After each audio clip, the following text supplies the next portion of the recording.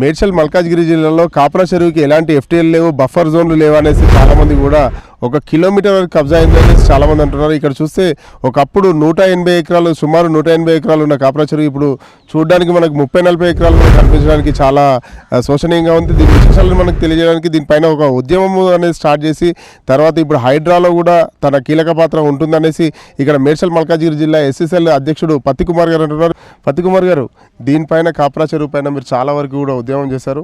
తర్వాత ఇప్పుడు కాంగ్రెస్ పార్టీ అధికారంలోకి వచ్చిన తర్వాత మీ యొక్క పార్టీ ఏ విధమైన స్టాండ్లో ఉంటుంది ఈ కాప్రా చెరువుని కాపాడడానికి? తర్వాత మీ యొక్క కష్టం ఏ విధంగా ముందుకు వస్తుంది అనుకోవచ్చు? రాష్ట్రంలో ఒక కాప్రా చెరువే కాదు, రాష్ట్రంలో ఉన్నటువంటి చెరువులు ఏవైతే ఉన్నాయో ఈ చెరువులకు సంబంధించి ప్రతిదీ స్పెషల్ డ్రైవ్ కింద రేవంత్ రెడ్డి గారు హైడ్రాకు చెప్పడం జరిగింది. హైడ్రా రంగనాథ్ గారు ఎవరైతే ఆఫీసర్ని అపాయింట్మెంట్ చేశారో ఆ ఆఫీసర్ గారు 100% ఎటువంటి రాజకీయాలకు తలగ్గకుండా ఆయనకు చెప్పిన పని 100% అక్రమంగా కబ్జా చేసిన ఎవరిని కూడా వదలడం లేదు. ఇందులో భాగంగా గతంలో ప్రతిపక్షంలో మేము ఉన్నప్పుడు ఇక్కడే టెంట్ వేసుకొని దాదాపు నేను నా కాప్రా డివిజన్ సంబంధించి దాదాపు 100-150 మంది కార్యకర్తలతోని ధర్నా చేయడం జరిగింది. అప్పట్లో మా మీద కేసులైనాయి, ఎఫ్ఐఆర్ నెంబర్లతో సహా ఉన్నాయి. అప్పుడు ఏం చేసినాం మేము అంటే ఈ కాప్రా చెరువుకు సంబంధించి ఆ పైనుంచి వచ్చేటువంటి ఏదైతే వర్షపు నీళ్ళు ఉన్నాయో ఆ వర్షపు నీరు రాకుండా అడ్డుకట్ట వేసి కబ్జాలు చేసారు.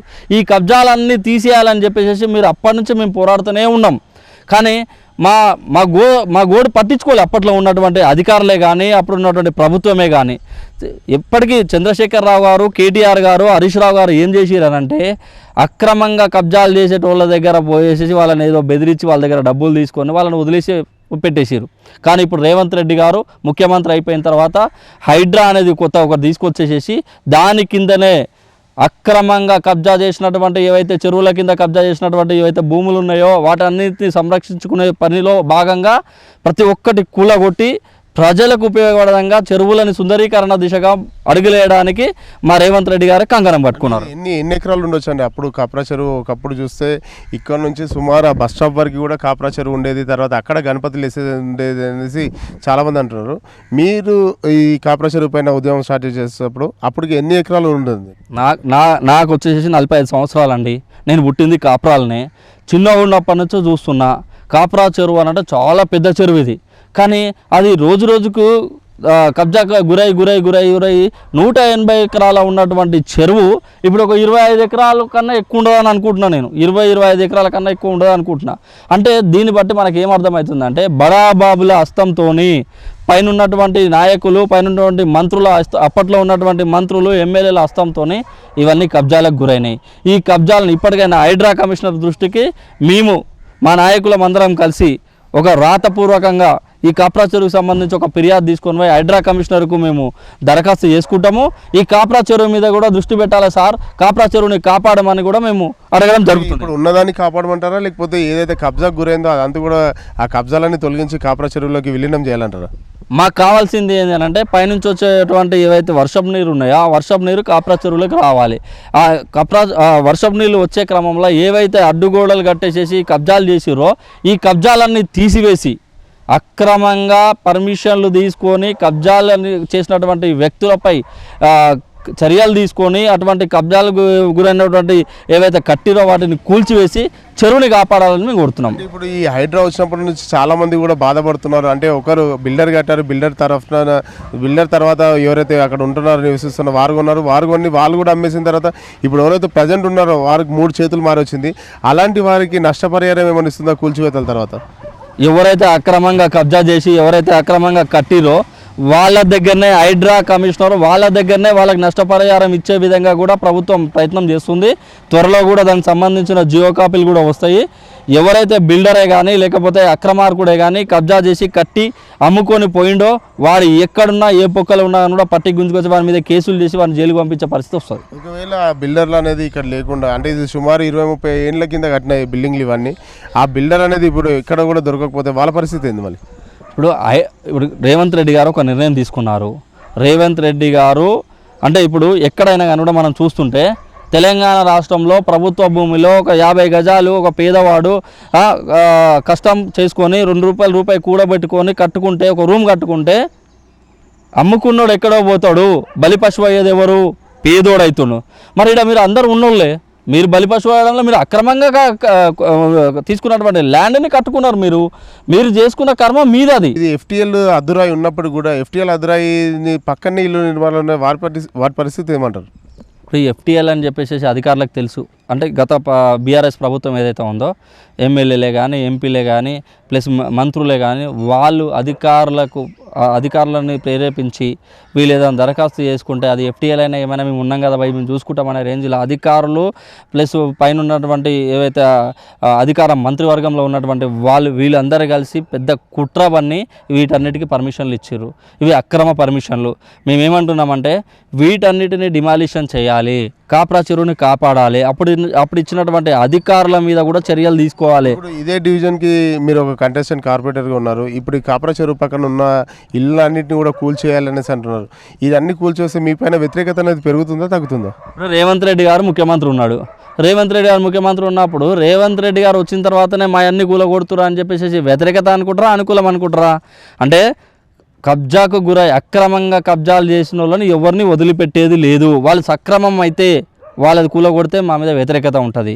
వాళ్ళ అక్రమమే కాబట్టి దాంట్లో పరగబడేది ఏం లేదు. కానీ కాప్రా చెరువుకు సంబంధించి ఈ కాప్రా చెరువు అయితే ఏదైతే ఉందో ఈ చుట్టుపక్కల ఉన్నటువంటి అక్రమంగా కట్టుకున్నారో వాటి డిమాలిషన్ చేస్తే వాళ్ళకి వ్యతిరేకత అనేది మొదలవుతుంది. ఏ రకంగా మొదలవుతుంది అంటే మేము కట్టుకున్నాము, లక్షల రూపాయలు కోట్ల రూపాయలు పెట్టి మేము కొన్నాము కట్టుకున్నాము అనే ఉద్దేశంతో వాళ్ళు ప్రభుత్వం మీద వ్యతిరేకత ఉంటుంది, ఫిర్యాదు చేసిన వాళ్ళ మీద వ్యతిరేకత ఉంటుంది.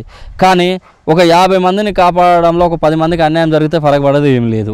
రేవంత్ రెడ్డి గారు ఈరోజు ఉన్నటువంటి 4 కోట్ల మందికి న్యాయం చేసే ప్రక్రియలో భాగంగా ఒక 20 లక్షల 30 లక్షల మందికి అన్యాయం జరిగితే 3 కోట్ల 70 లక్షల మంది సంతోషంగా ఉంటారు. ఆ 3 కోట్ల 70 లక్షల మందికి అంటే సమన్యాయం చేసే విధంగా రేవంత్ రెడ్డి గారు పోతురు. అంటే ఈ ప్రక్రియ ఎందుకనంటే రేపు పొద్దున ఎవరైనా కానీ కూడా కబ్జా చేయాలనే ఆలోచన ఉంటే వెన్నులో వణుకు పుట్టించే విధంగా మా రేవంత్ రెడ్డి గారు చేస్తున్నారు. అంటే వీళ్ళకి అన్యాయం జరిగింది, వీరికి ఏ రకంగా న్యాయం చేస్తారని మీరు అడుగుతున్నారు.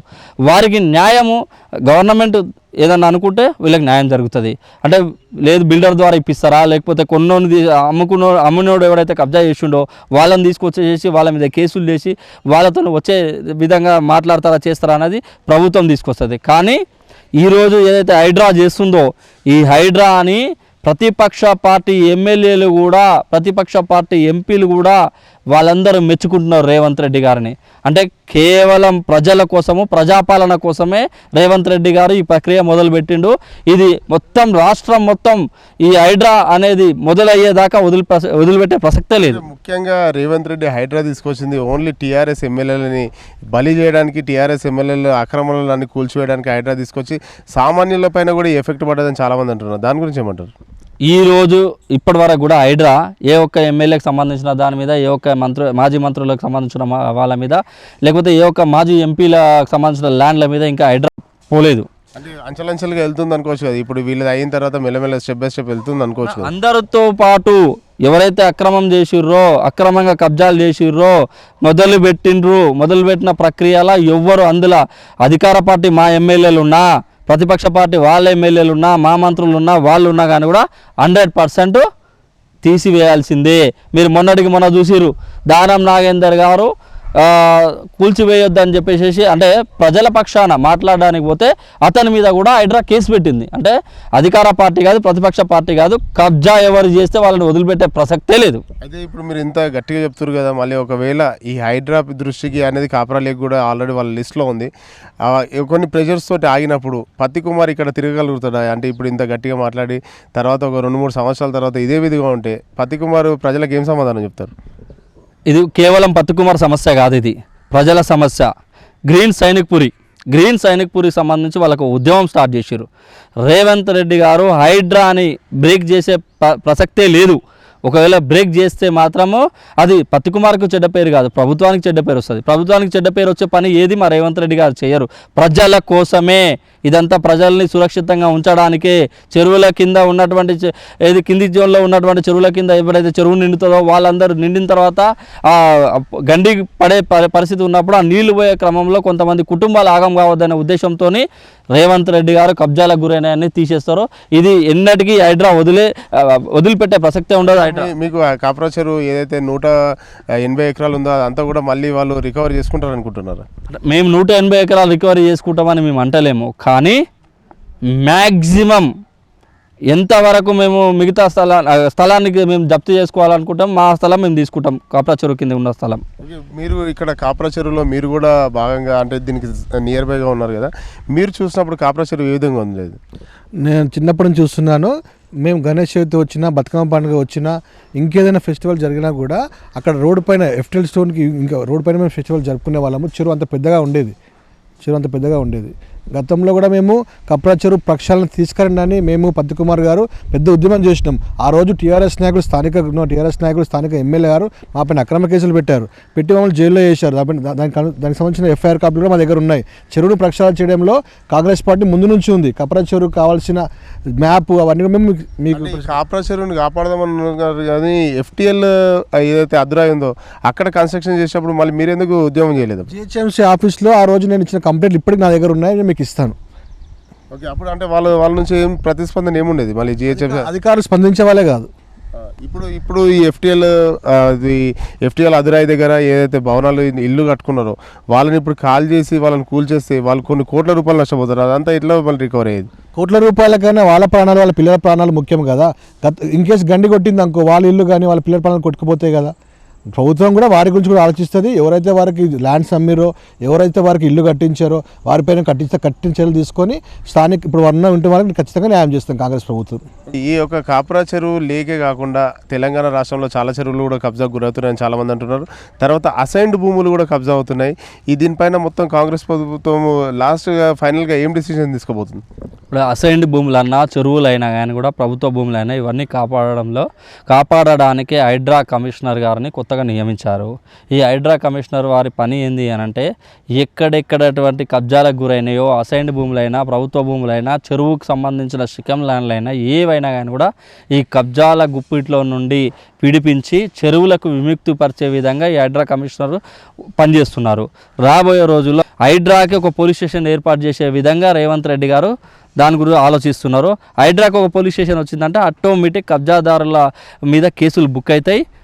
ఏవైతే మేము కొట్లాడుతున్నామో కబ్జాలకు గురైన కబంధాస్తాల నుంచి కబ్జాకు గురైనటువంటి ఏవైతే స్థలాలు ఉన్నాయో ఆ స్థలాలను విడిపించే అవకాశం చాలా ఉన్నాయి. చెరువు చెప్పండి, ఈ కాప్రా చెరువు పైన ఎవరైతే ఈ కబ్జా చేసి కట్టుకున్నారో, లేకపోతే కాప్రా చెరువు పైన ఆధారపడి చాలామంది బతుకుతున్నారో వారికి ఏం సందేశం తెలుసుకున్నారు? కాప్రా చెరువు మీద ఆధారపడి బతికేటోళ్ళ కోసమే మేము పోరాడుతున్నాం ఇప్పుడు. ఎందుకంటే ఈ కాప్రా చెరువు నిండితే మా మత్స్యశాఖ వాళ్ళకు ఒక ఉపాధి కలుగుతుంది. కాప్రా చెరువు చుట్టూ డెవలప్మెంట్ విషయానికి వస్తే కొంతమంది పని కల్పిస్తాము.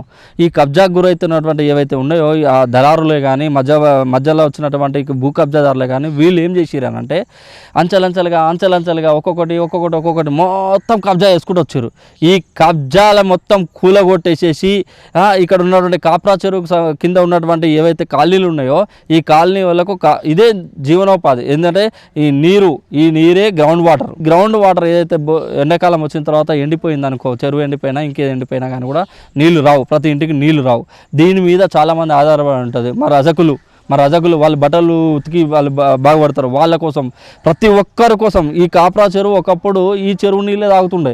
ఇప్పుడు ఇది ఏమైపోయిందంటే పైనుంచి వచ్చేటువంటి వర్షం నీళ్ళు లాక మురికి నీళ్ళు వస్తున్నాయి. ఈ మురికి నీళ్ళు వచ్చేసి దీంట్లో చేపలు అయినా కానీ కూడా ఏవైనా అవి పట్టి బయట అమ్ముతారు. ఇక లోకల్లో ఎవరు తినరు ఈ చేపలు ఇప్పుడు. ఎందుకనంటే ఇది మొత్తం మురికికుంట అయిపోయింది. ఒకప్పుడు మంచి నీళ్ళు ఉన్నటువంటి కాప్రా చెరువుని మురికికుంట చేసింది ఈ కబ్జాదారులు ప్లస్ పర్మిషన్లు ఇచ్చిన అధికారులు. వీళ్ళందరికీ ఒకటే చెప్తున్నాం మేము, త్వరలో హైడ్రా కమిషనర్ గారు కాప్రా చెరువుని విజిట్ చేయాలి. విజిట్ చేసి దీని మీద ఒక ప్రత్యేకమైనటువంటి చొరవ చూపి ఈ కబ్జా గురైనటువంటి ఈ స్థలాలను గుర్తించి వాళ్లకు నోటీసులు ఇచ్చి డిమాలిషన్ చేసి చెరువుని కాపాడాలని కోరుతున్నాం. ఒకప్పుడు తాగునీటి చెరువుగా ఉన్న కాప్రా చెరువు సుమారు 180 ఎకరాలు ఉండేది. ఇప్పుడు సుమారు 30 ఎకరాలకు చేరుకుంది. అంటే సుమారు 150 ఎకరాల వరకు కూడా కబ్జా అయిపోయింది. ఆ ఒక్క కబ్జాల నుంచి తీస్తే మాత్రం ఇక్కడ తెలంగాణ రాష్ట్రంలోనే ఇక్కడ గ్రేటర్ హైదరాబాద్ మున్సిపల్ కార్పొరేషన్లో చాలా అతిపెద్ద చెరువుగా ఉంటుంది అనేసి అనుకోవచ్చు. దీని కాంగ్రెస్ నాయకులు ఎప్పటి నుంచో కూడా పోరాడుతున్నారు. ఇప్పుడు వాళ్ళ కళ నెరవేరుతుంది అనుకోవచ్చు. రాబోయే రోజుల్లో ఇలాంటి కబ్జాలు ఉంటే ఇక్కడ కాంగ్రెస్ నాయకులే ఈ హైడ్రా కమిషనర్కి ఫిర్యాదు చేయడం జరుగుతుందని మీరు మాటలు వింటున్నాం. కెమెరా పర్సన్ ప్రమోద్తో సంతోష్, S1 న్యూస్.